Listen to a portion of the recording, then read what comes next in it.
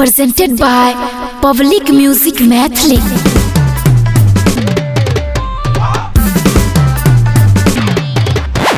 DJ Dhanuraj, DJ Dhanuraj,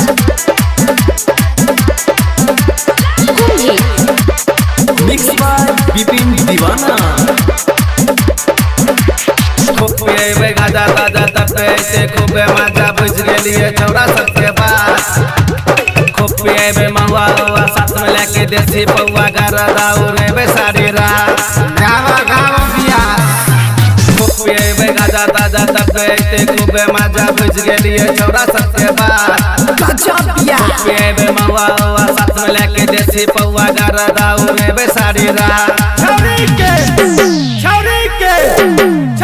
के दिल्ली से लइबै रे रात भर किली लगइबै रे। छौरी के दिल्ली से लइबै रे रात भर किली लगइबै रे।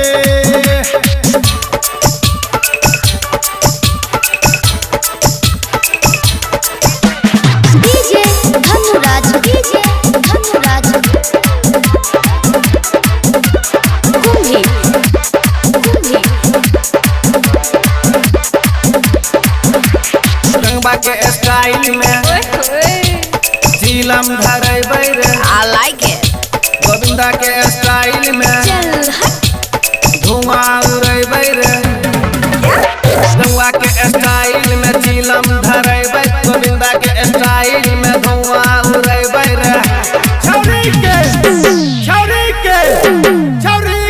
दिल्ली से लइबै रे रात भर किली लगइबै रे। छौरी के दिल्ली से लइबै रे रात भर किली लगइबै रे। DJ Dhanuraj, DJ Dhanuraj, Kumhi, Kumhi, Delhi वाली छौरी के तारी पियबै रे। I like it.